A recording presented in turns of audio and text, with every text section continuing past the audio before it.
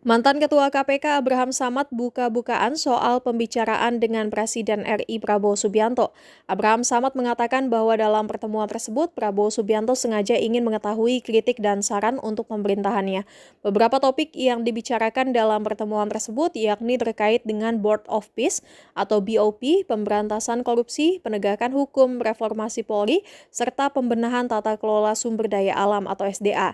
Dari seluruh topik yang dibicarakan tersebut, Prabowo Subianto fokus kepada pembenahan tata kelola sumber daya alam. Kepada para pengkritiknya, Prabowo mengaku benar-benar serius ingin memperbaiki tata kelola SDA. Abraham Samad pun mengapresiasi niat Prabowo yang mengaku mau serius membenahi tata kelola SDA.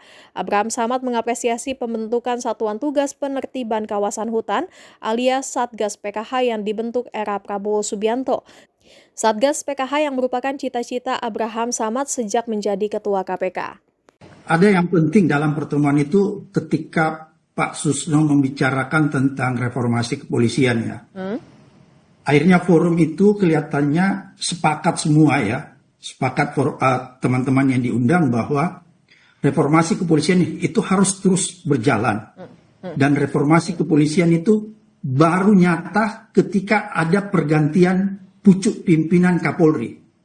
Itu berkembang dalam diskusi itu sehingga Pak Susno, teman-teman semua menyatakan bahwa kalau tidak ada pergantian di pucuk pimpinan Polri maka boleh dikatakan reformasi kepolisian itu berjalan setengah-setengah. Itu yang pertama.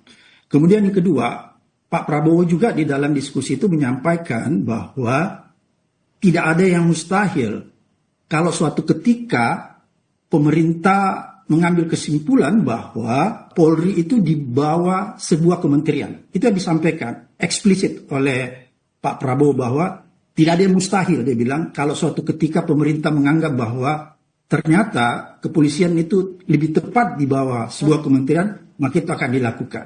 Itu yang penting. Oke, Bang Abraham juga ini mau menegaskan dulu, tapi setelah pertemuan yang setelah kemarin, apakah tokoh-tokoh ini termasuk juga Bang Abraham akan memastikan bisa tetap kritis kepada pemerintah? Singkat saja.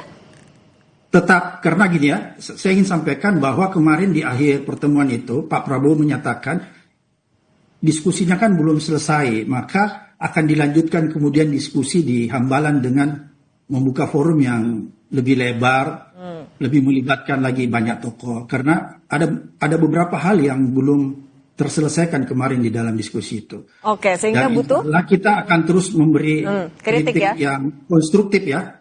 Kita akan memberikan terus kritik yang konstruktif untuk pembangunan bangsa dan negara ini. Oke, pertemuan dengan tokoh-tokoh itu yang untuk mendengar semakin banyak masukan. Bang Abraham Samad, Bang Kodari, Mas Jayadi Hanin, terima kasih sudah berbagi bersama kami di Kompas Petang. Lupa subscribe ya.